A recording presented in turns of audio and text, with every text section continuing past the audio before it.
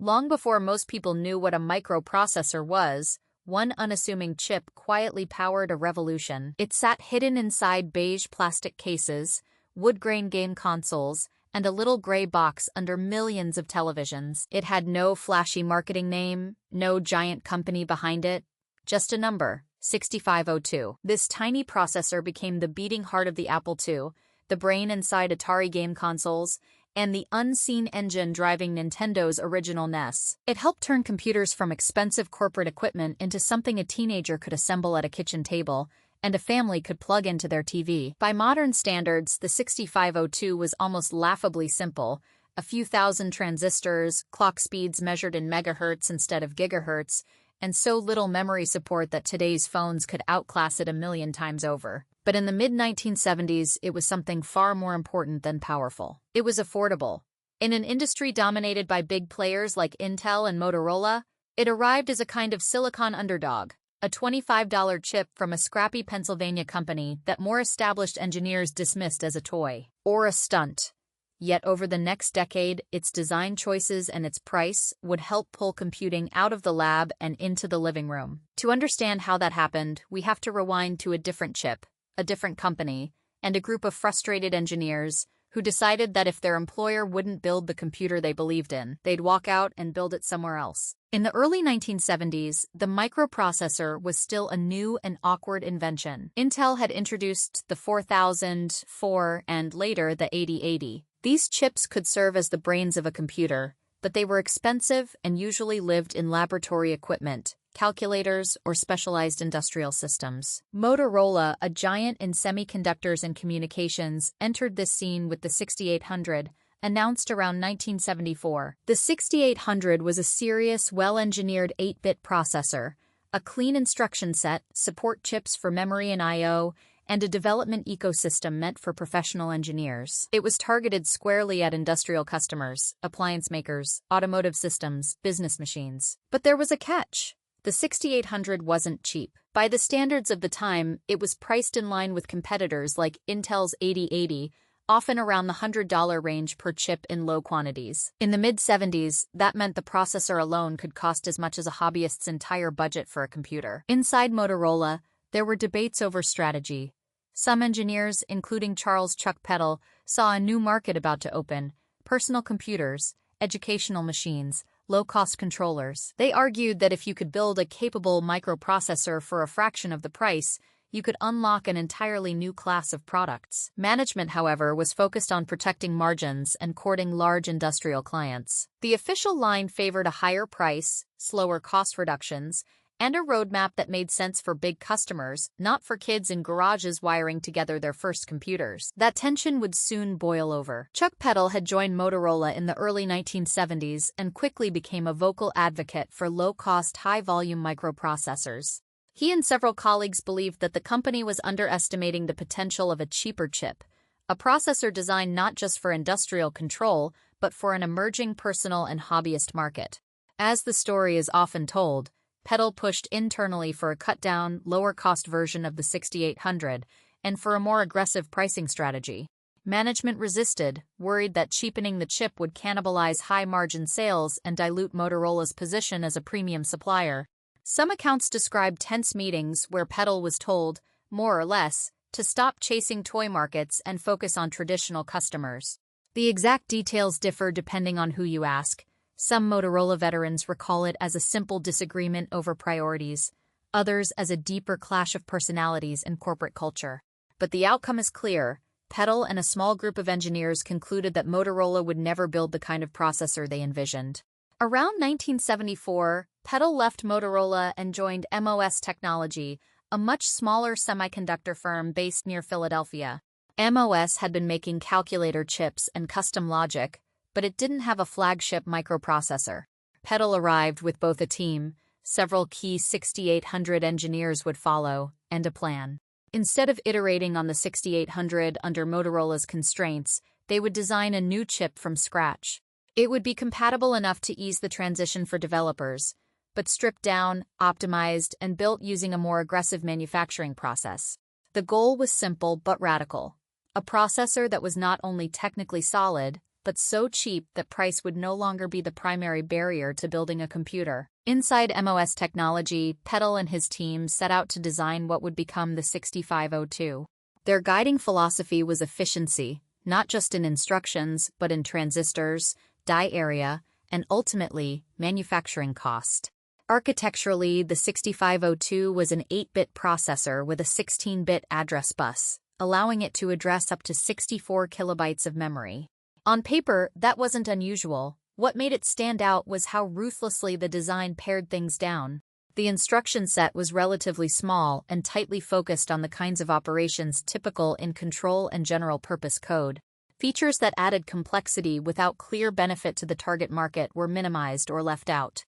Where the Motorola 6800 had more internal registers and a somewhat more orthodox architecture, the 6502 relied heavily on a single accumulator, a small status register, and 2 index registers. This kept the transistor count low. Early 6502s used only a few thousand transistors, well under what some competitors required, allowing for smaller chips and higher yields. The team also made a bold manufacturing choice. Rather than stick with the more conservative processes favored by some larger companies, MOS used its expertise in MOS technology to push for faster, denser chips. This came with risks. Tighter design rules and more aggressive layouts could mean more defects and lower yields if not executed well. To compensate, the engineers obsessed over layout efficiency. They arranged logic blocks to minimize wire lengths, reused circuit patterns, and tuned timing paths so they could run at respectable clock speeds without needing extra circuitry. Internally, the 6502 used a 2-phase clock and clever microarchitecture tricks to get more work done per cycle than its raw clock frequency might suggest. The result was a chip that could compete in performance with the 6800 and the Intel 8080, while being significantly smaller and cheaper to produce. It wasn't about winning benchmarks, it was about building just enough capability at just the right cost to unlock a new market tier. The 6502's coming out party was the WestCon trade show in San Francisco in September 1975. MOS Technology arrived with a small booth, a new microprocessor family, the 6501 and 6502, and a pricing strategy that would stun the industry. At the time, mainstream 8-bit microprocessors like Intel's 8080 and Motorola's 6800 often sold for around $150 to $200 in low quantities. Discounts were available for big buyers, but for a small company or a hobbyist, the processor alone could destroy the budget. MOS announced the 6502 at an introductory price of just $25. Even allowing for some variation in contemporaneous accounts and quantity discounts, it was dramatically cheaper than its competitors. Many engineers wandering the show floor assumed there was a misprint, or that MOS was selling chips below cost as a temporary loss leader. Some observers were skeptical of the technology itself. How could a small company undercut giants like Intel and Motorola by that margin without cutting corners? There were rumors that the 6502 might be unreliable, or that yield problems would surface later. Others pointed out that the 6501, a pin-compatible cousin of the 6502, used the same pinout as the Motorola 6800, a detail that would soon attract legal attention. But for a new wave of computer enthusiasts and small manufacturers, the price alone was a revelation. Suddenly, the central processor no longer had to be the most expensive part of a system. Designers could imagine machines where memory, keyboards, and displays took center stage, with the CPU as an affordable component rather than a luxury item. That single price tag turned the 6502 from an obscure newcomer into a talking point across the industry.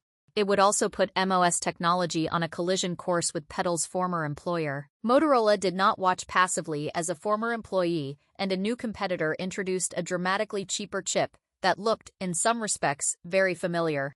The 6501 in particular raised red flags. It was not only software similar to the 6800, but physically pin-compatible, meaning it could drop into some existing 6800 socket designs with little modification. In 1975, Motorola filed a lawsuit against MOS Technology, alleging patent infringement and theft of trade secrets. At the heart of the dispute were claims that the 6501 and aspects of the 6502's design improperly exploited knowledge and techniques developed inside Motorola's 6800 project. The precise legal arguments are dense, and contemporaneous accounts sometimes differ on specific points, but the broad outline is clear. Motorola wanted to protect its intellectual property and slow a competitor whose $25 pricing threatened to undercut its business. MOS, still a relatively small player, could ill afford a drawn-out legal war. Ultimately, the case was settled out of court. As part of the agreement, MOS discontinued the 6501, the most obviously pin-compatible part, and reportedly paid some form of settlement to Motorola. In return, MOS was allowed to continue selling the 6502, which did not share the exact 6800 pinout, and the legal cloud over the company began to lift. There remains some debate among historians and participants over just how derivative the 6502 really was. Many of the engineers involved maintained that while it drew on their experience with the 6800, it was a distinct design, optimized for cost and built on MOS's own process technology. Motorola, unsurprisingly, emphasized continuity and overlap. Whatever the exact balance of influence, the settlement cleared a path for the 6502 to compete on its own merits. The courtroom drama faded into the background as the chip found its way into the hands of people who cared less about legal lineages and more about what they could build. In the mid-1970s, a new culture of computer hobbyists was taking shape. Magazines like Byte and Popular Electronics ran cover stories about build-it-yourself machines.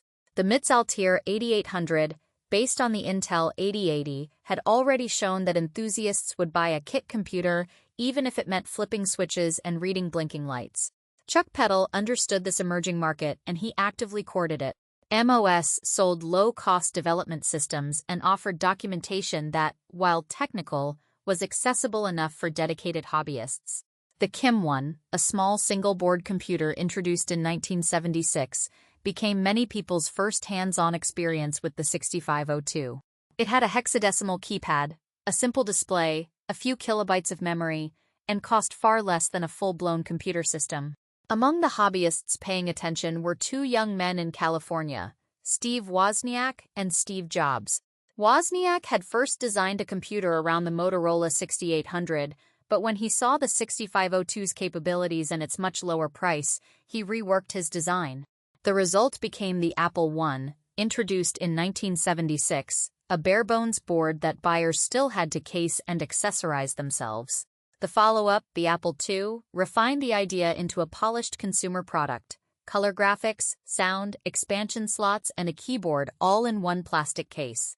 At its heart was the 6502, Apple's early success, particularly in education and small business, owed a great deal to Wozniak's clever hardware design. But it also depended on having a capable CPU that didn't blow the bill of materials.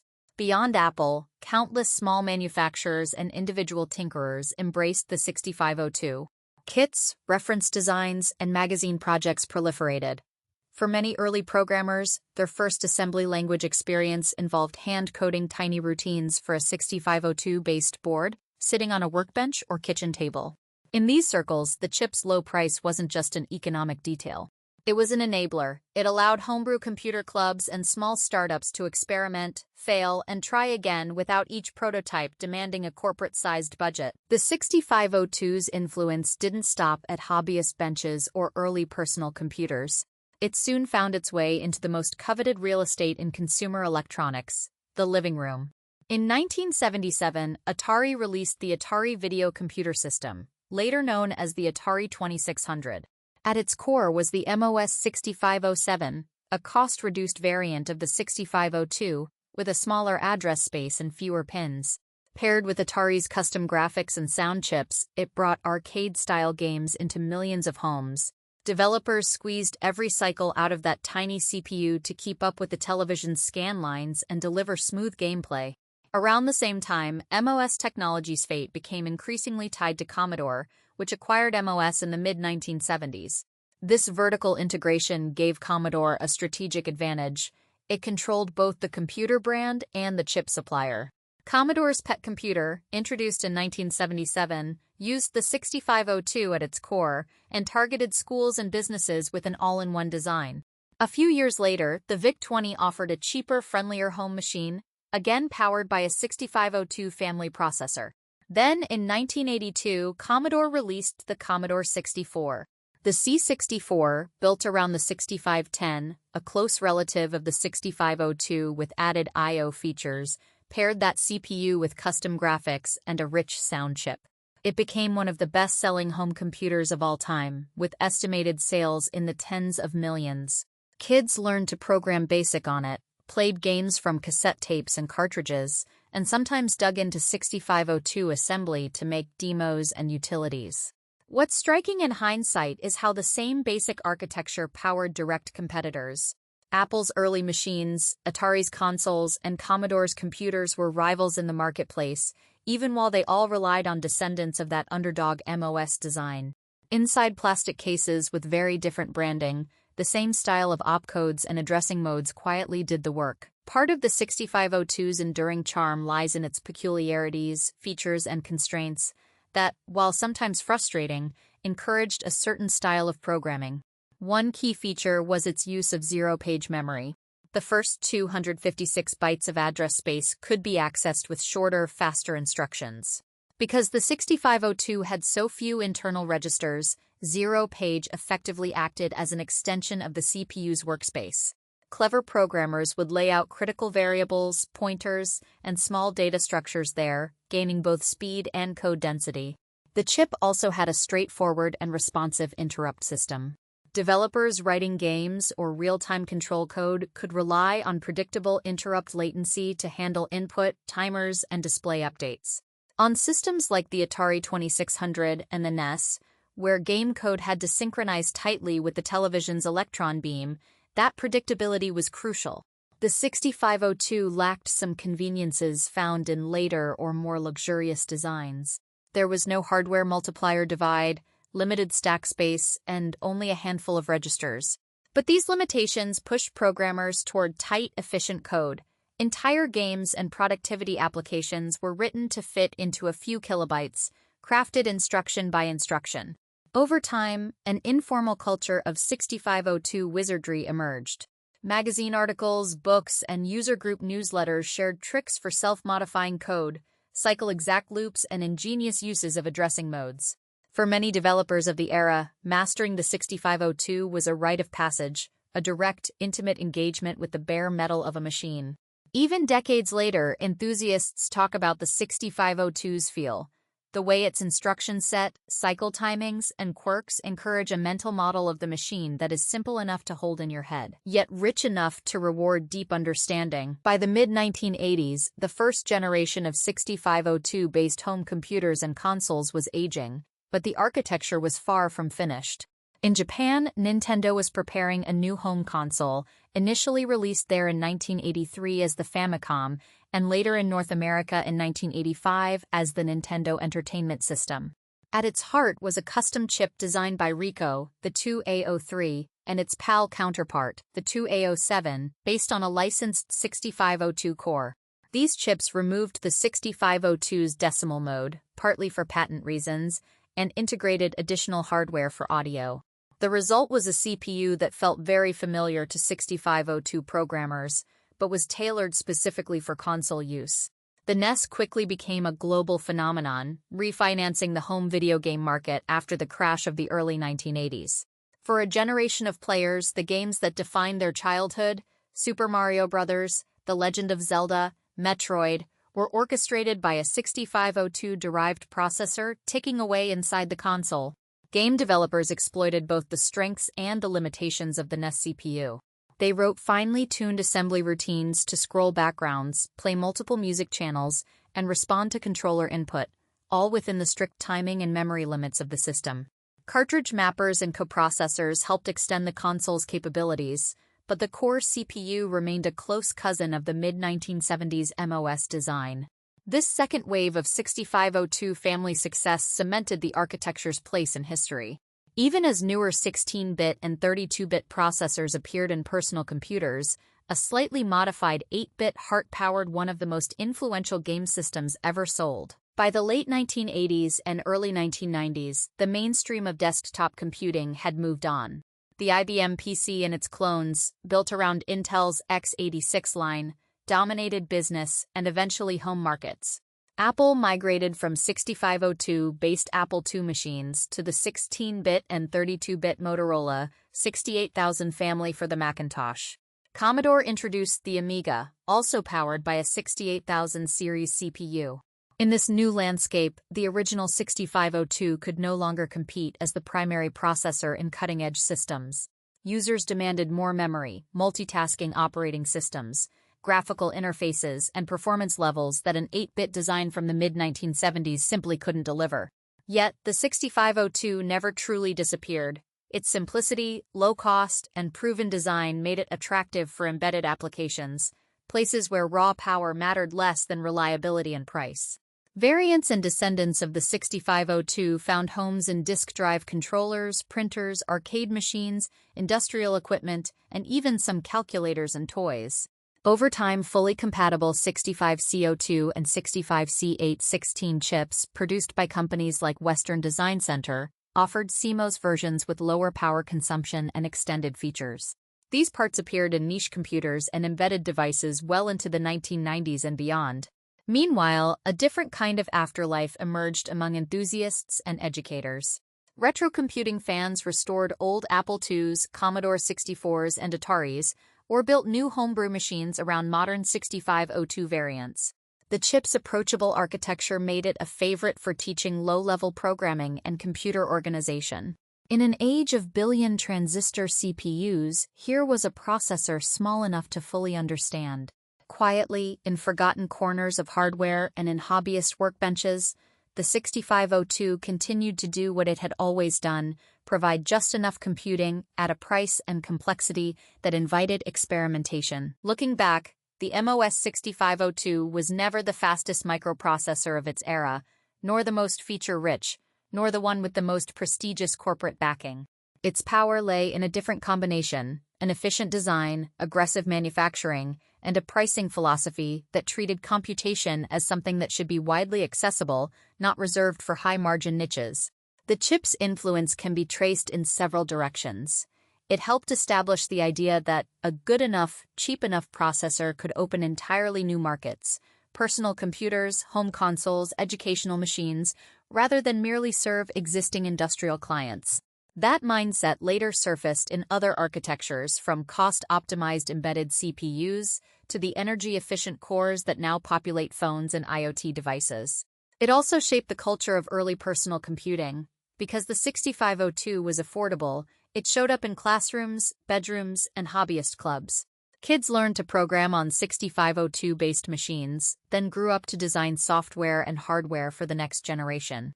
The games, applications, and even demo scenes that emerged from Apple, Commodore, Atari, and Nintendo ecosystems all bear the imprint of developers thinking within the constraints of that architecture. Exact sales figures for the 6502 and its derivatives are hard to pin down. Estimates run into the tens or even hundreds of millions when you count every console, computer, and embedded device. Whatever the precise number, the impact is disproportionate to the chip's physical size and transistor count. Today, when a single smartphone vastly outperforms entire rooms of 1970s computers, it can be easy to overlook the small, inexpensive processor that first put that kind of power within reach of ordinary people. But inside the plastic shells of early personal computers and consoles, the 6502 quietly did the work of democratizing computing. In the end, that may be its most enduring legacy, a reminder that sometimes the machines that change the world aren't the biggest or the most advanced, but the ones that are just powerful enough and just cheap enough to end up in everyone's hands.